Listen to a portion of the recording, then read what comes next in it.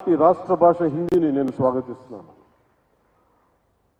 ద్రావిడ భాషలు కావచ్చు, తెలుగు, తమిళ్, కన్నడ, మలయాళం ఏ భాషలు కావచ్చు, దేశంలోని అన్ని భాషలు కావచ్చు, మన మాతృభాష మీద మన గౌరవం ఉంటుంది. మన మాతృభాష అమ్మ అయితే, మన అమ్మ భాష అయితే దాని మన పెద్దమ్మ భాష హిందీ. విద్య, వైద్యం, వ్యాపారం, ఉపాధి, వీటన్నిటికీ అన్ని భాషలు, వీటి కోసం అన్ని భాషలు, మాండలికాలు గోడల్ని ఛేదించుకొని వెళ్ళిపోతున్నాయి వీటి అవసరం కోసం. ఇలాంటి సమయంలో హిందీ వద్దనుకోవటం, హిందీని వ్యతిరేకించటం రాబోయే తరాల అభివృద్ధిని పరిమితం చేసినట్టు.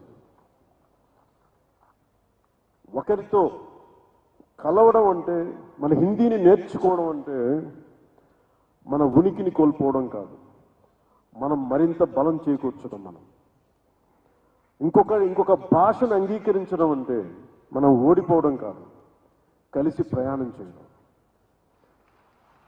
హిందీని రాష్ట్ర భాషగా అడగటం అంటే, రాష్ట్ర భాషగా ఉండటం అంటే it is not a submission, it is an edition.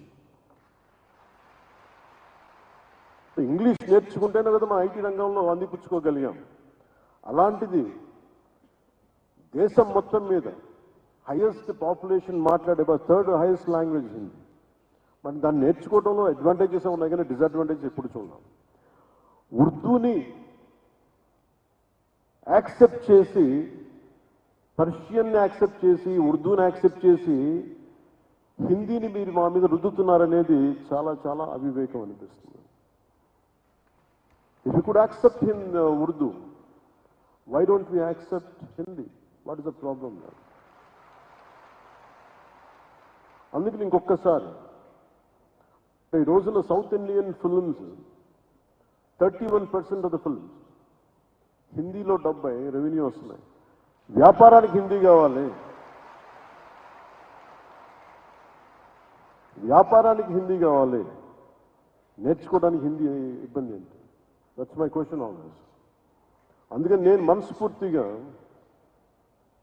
2000 ఎప్పుడో ఒక సినిమా చేసినప్పుడు, ఒక సినిమా కుషియన్ సినిమా చేసినప్పుడు, that is my commitment to my రాష్ట్ర భాష, నా భాష ఇది, నా హిందీ. ఈ మేరా జహాన్ ఎందుకు పెట్టానంటే ఆ రోజు నాకున్న హిందీ రాష్ట్ర భాష మీద నా గౌరవం. ఇది ఎందుకు ఒక తెలుగు సినిమాలో హిందీ పాట ఎందుకు పెట్టాల్సి వచ్చిన అవసరం వచ్చిందంటే, ఇది మాతృభాష నా తెలుగు అయితే నా రాష్ట్ర భాష హిందీ చెప్పడానికి చేసినారు. అందుకని వన్ మోర్ టైం ఈ ప్రత్యేకమైన రోజున ఇంకొకసారి శపథం తీసుకున్నాం. ఈ स्वर्ण जयंती के मौके पर आइए एक छोटा सा संकल्प लें, हिंदी से प्रेम करेंगे, अपनाएंगे और आगे बढ़ाएंगे. धन्यवाद. जय हिंद, जय भारत.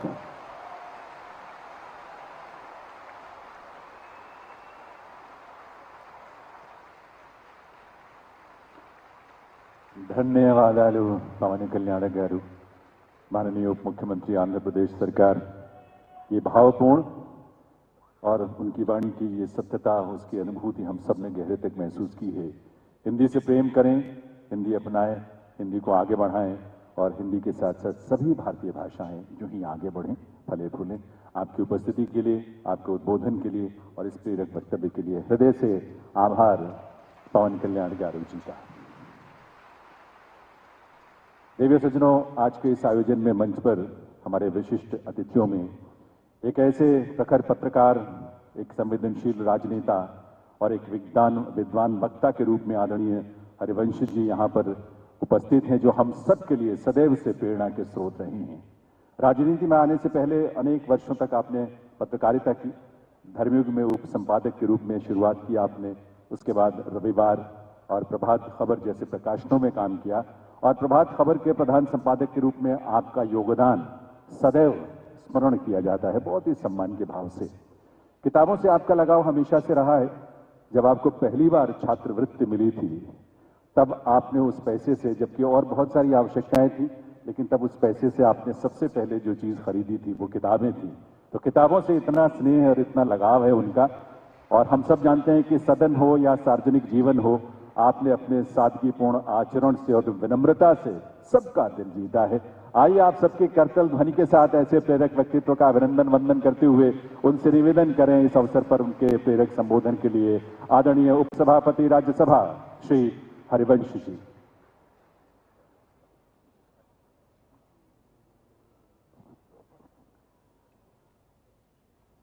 नमस्कारम।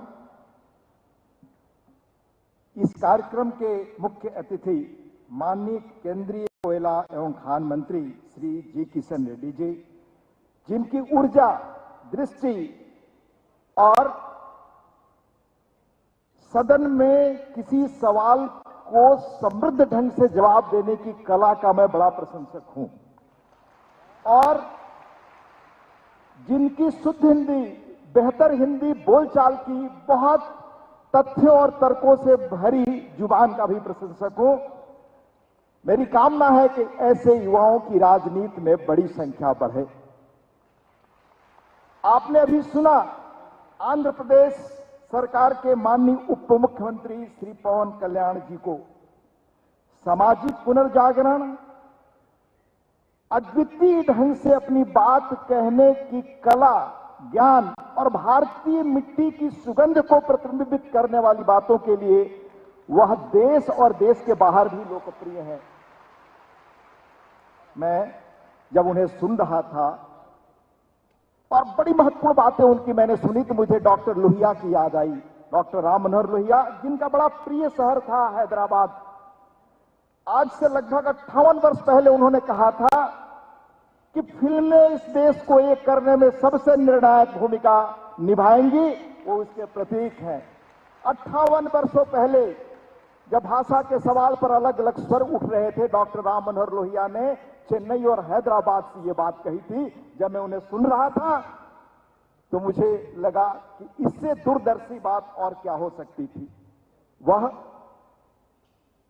न सिर्फ अपनी प्रतिभा, कला की प्रतिभा, बल्कि सनातन मूल्यों और मिट्टी, इस देश की मिट्टी की सुगंध की जो बातें उनकी कहने में, कथन में रिफ्लेक्ट होती हैं, उन सबके हम सब प्रशंसक हैं।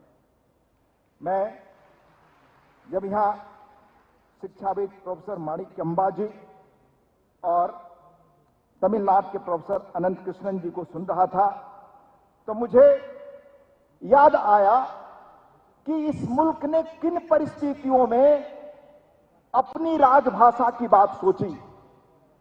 और एक तथ्य जितना मेरा सीमित ज्ञान है उसके आधार पर स्पष्ट करना चाहता हूं कि ये जो संपर्क की भाषा के रूप में हिंदी को डेवलप करने की कोशिश हुई, कि किसी खास प्रदेश की भाषा नहीं है। आज आप उत्तर में चले जाइए, वो कहते हैं राजस्थानी, भोजपुरी, मगही, मैथिल। तो इस रूप में हमारे मनीषियों ने उन दिनों सोचा कि कैसे हम संपर्क की एक भाषा बनाएं जो देश को भावनात्मक रूप से कामकाज से लेकर व्यापार के लिए एक मजबूत सूत्र में बांधे और संघर्ष के लिए बांधे आजादी की लड़ाई में। और उसमें कौन लोग थे आगे? रविन्द्रनाथ टैगोर, गांधी, राजगोपालाचारी, सुभाष बाबू, विनोबा जी का नाम अभी आपने सुना, और इसी मिट्टी से अनेक लोग, उसमें पट्टाभी सीतारमैया, ऐसे अनेक, और आदरणीय नरसिंह राव जी जो इस देश के प्रधानमंत्री रहे। मैं अनेक नाम गिना सकता हूं। ये सारे गैर हिंदी भाषी लोग थे। मैंने पिछले आयोजन में कहा था जिन्होंने कहा कि राजभाषा के विकास की जरूरत है। इस अवसर पर जिन्हें आज पुरस्कार मिला अपनी प्रतिभा के कारण, उनको भी बधाई। जिनकी पुस्तकों का लोकार्पण हुआ उन्हें भी बधाई। और सचिव राजभाषा श्रीमती अंशुली आर्या जी बहुत उल्लेख